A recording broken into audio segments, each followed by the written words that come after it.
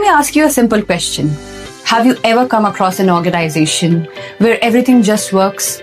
Sales are closing deal, clients are happy, operations are running smoothly, results are remaining consistent, and you go like, wow, what an amazing organization. The team is incredible. We have seen most of the successful organizations in the world, they function on one particular thing.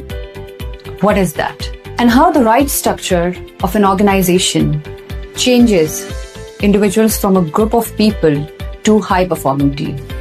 Because when the system is right, people do not ask who is supposed to do this. Instead, they say, let's get this done. And that is the difference between a team that is busy and the team that is performing well. Because it is very important to understand, for any organization to work, this does not happen by accident, but it happens with purpose, clarity, and proper structure. Without structure, even the most talented people, they struggle. Now let's take an example of an organization which is disorganized. One person is working on a client and is working on a project which is not his responsibility. Operations are creating something for the client they've never asked for. Sales team is chasing a lead and the marketing team has no clue what's happening. Does that resonate? In this kind of situation, we know that each and every person is working. They are busy, but what is missing? They all are working in different directions, and as a consequence, nothing fruitful comes out of it. I'm going to cite an example of Chhatrapati Shivaji Maharaj, the great Maratha warrior. He heavily emphasized on the importance of system in an empire and in any organization. His forts had a proper command structure. All his commanders knew their responsibilities well, and each and every messenger in his empire knew exactly which information is supposed to go to which person. And as a consequence, despite of their low number, they outperformed larger armies. This was not chaos. It was design. It is very important that every person understands their roles and responsibilities in an organization.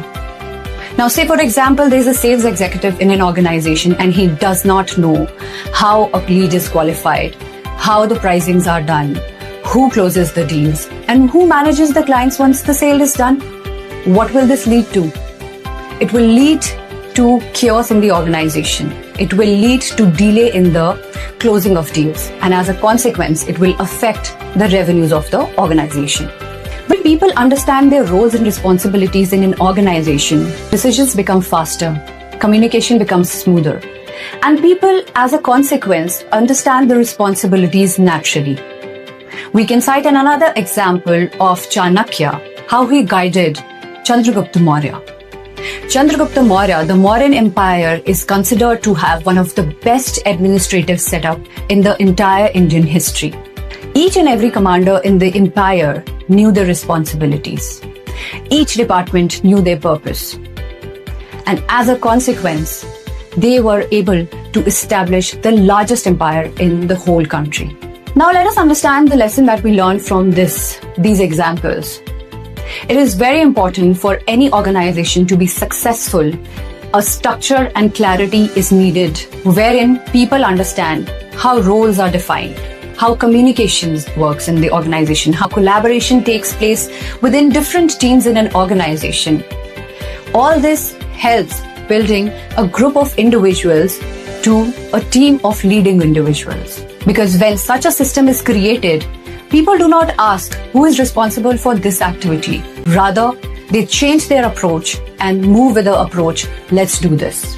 If you feel that this video has helped you in some way or the other, has helped you in increasing your knowledge, I would request you to subscribe to our channel, share the videos, and keep supporting us.